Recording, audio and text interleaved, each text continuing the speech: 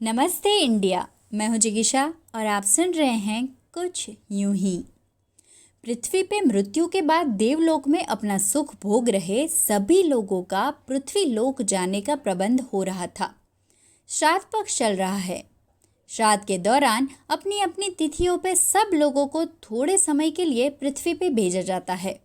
मनुष्य ऐसा मानते हैं कि श्राद्ध करने से मरे हुए लोगों को शांति मिलती है।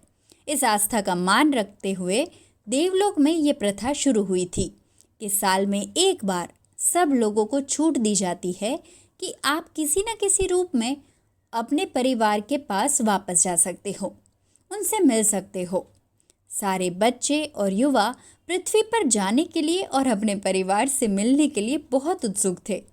नियम के अनुसार गाय, कुत्ता, कौवा या चींटी के रूप में वो अपने परिवार से मिलने जा सकते थे। श्राद्ध पक्ष में इंसान इन्हीं को अपने पूर्वज समझ के अन्न खिलाते हैं। नन्ही परी तो अपनी मम्मी से मिलने के लिए उतावली हो रही थी। कैंसर ने उसको अपनी माँ से अलग कर दिया था। उसको उसके माँ के हाथ की खीर याद आ रही थी। वो खुश होके देवता से बोली, माँ हर साल मेरे श्राद्ध पे खीर बनाती है। पिछले साल मैं कौवे का रूप लेके गई थी तो कम खीर खा पाई थी। इस बार आप मुझे गाय का रूप दे ताकि मैं माँ के हाथ की खीर ज़्यादा खा सकूं और थोड़े पल उसके साथ बिता भी सकूं। एक्सीडेंट से मर के स्वर्ग आए हुए अमन ने सोचा कि उसको चींटी का रूप ही मिले तो अच्छा है। उसने देवता से कहा, मैं तो चींटी बनूंगा। उस बहाने मैं घर में ही पूरा दिन रह पाऊंगा। अपनी बीवी और बच्ची के साथ जिंदगी तो नहीं बिता पाया, लेकिन श्राद्ध का एक दिन ही सही मैं उन दोनों को देख पाऊंगा। उतना ही मेरे लिए बहुत है। लेकिन स्वर्ग में अभी अभी आए हुए गुप्ता जी और उनकी धर्मपत्नी कमला देवताओं के सामने हट पकड़े हुए थे कि उन्हें पृथ्वीलोक नहीं जाना। सबका आने जाने का मैनेजमेंट देख रहे वरुण देव ने उनको समझाया कि ये एक नियम है जिसका पालन सबको करना होता है। जिसकी भी मृत्यु हुई है, श्राद्ध में उन सबको अपने परिवार से मिलने पृथ्वीलोक वापस जाना होता है।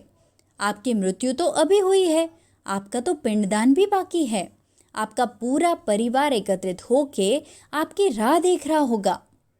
आपके दोनों बेटों के पास आपको नहीं जाना क्या? अरे, जिसने अपने माँ बाप का जीते जी वृद्धाश्रम में दान दे दिया हो, उनके मरने के बाद किए हुए पिंडदान का क्या महत्व है? आप क्या चाहते हो? जो हमें 2 समय की रोटी ना दे पाए हो, उसकी छत पे कौवा बन के हम जाएं? आप ही बताओ, उनकी थाली में परोसी हुई खीर पूरी खा सकते हैं क्या हम? आंखों में आंसू लिए कमला बोली।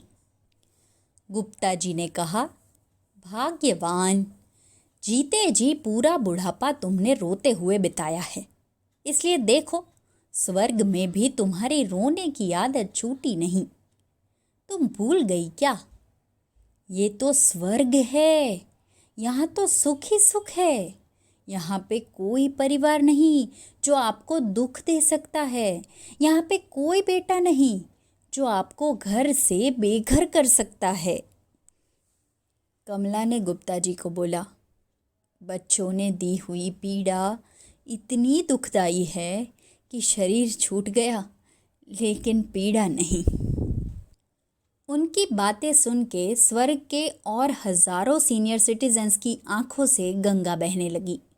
उन सब ने वरुण देव को कहा कि श्राद्ध पक्ष में पूर्वजों की आत्मा की शांति के लिए पूजा की जाती है, लेकिन जिन बच्चों ने उन्हें जीते जी शांति नहीं लेने दी, उन बच्चों की इस पूजा का कोई महत्व नहीं। वरुण देव अचंभित हुए ये देख के कि कमला और गुप्ता जी की तरह हजारों लोगों ने स्वर्ग का कानून बदलने की मांग की थी। जिस इंसान को श्राद्ध के दौरान पृथ्वी पे जाने की इच्छा ना हो, उसको नियम में बांध के जबरदस्ती अपने दुख कुरेदने पृथ्वी पे वापस ना भेजा जाए, ऐसे रिटर्न एप्लीकेशन बनाई गई, जिसमें हजारों दुखी माँ बापों ने साइन किया। उस एप्लीकेशन को स्वर्ग के राजा इंद्र की मंजूरी मिली, क्योंकि आखिर वो तो स्वर्ग था जहाँ दुख का कोई अवकाश न था। स्वर्ग में भी लोगों को इतनी पीड़ा देने वाली ये प्रथा को उसी दिन बंद किया गया। जो खुशी से अपने अपनों को मिलने जाना चाहते थे, सिर्फ उनके जाने का प्रबंध किया गया। वरुण देव की लोगों को पृथ्वीलोक भेजने की व्यवस्था का काम जैसे कि आधा हो गया। नए कानून से सब खुश हुए, लेकिन इंद्रदेव ने इस बात पे आपत्ति जताई कि स्वर्ग में कोई दुखी नहीं रह सकता। जो माँ बाप अपने बच्चों के या परिवार वालों के दुर्व्यवहार से अभी भी व्यथित है, उनके लिए कुछ करना जरूरी है। उस दिन सब ने मिलके स्वर्ग में श्राद्ध विधि करी। अपने कड़वे रिश्तों की कड़वी यादों का सब ने श्राद्ध किया और खुद की आत्मा को शांति प्रदान करी। जीते जी जिसने चैन की सांस नसीब ना होने दी, आज वो मेरी आत्मा की शांति के लिए पूजा कर रहा है। कभी जिसे आपत्ति थी मेरी 2 रोटी पे, वो आज श्राद्ध में खीर पूरी खिलाने की जिद कर रहा है। जिंदगी भर पीड़ा भोगी है मैंने अपने ही रिश्तों से।